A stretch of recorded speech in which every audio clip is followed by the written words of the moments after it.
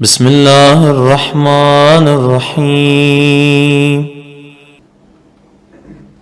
جناب نوح سے اللہ نے کہا کہ تمہارے تنور سے پانی ابلنے لگے گا۔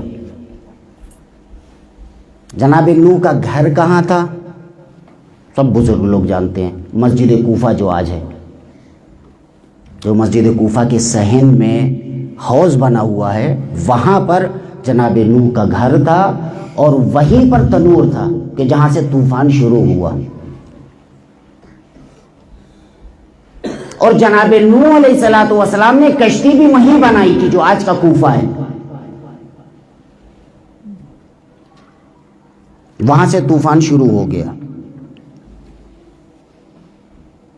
حتی اذا جاء امرنا وفار التنور، جب ہمارا عذاب آ گیا تو تنور سے پانی ابلنے لگا۔ غور سے سنیے گا، قلنا احمل من کل زوجین اثنین، میں نے نوح کے پاس وحی کی اور ان سے کہا کہ جتنے بھی جوڑے ہیں جانوروں کے، سب میں سے ایک ایک من کل زوجین اثنین، ایک جوڑا سب کا کشتی میں رکھ لو۔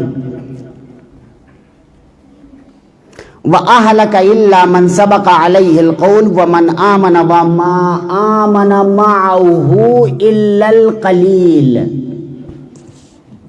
جناب نوح کی معیت میں ایمان لے آنے والے بہت ہی تھوڑے سے تھے، قلیل، بہت ہی کم۔ کتنے؟ 80 افراد۔ جناب نوح کی کشتی بڑی تھی۔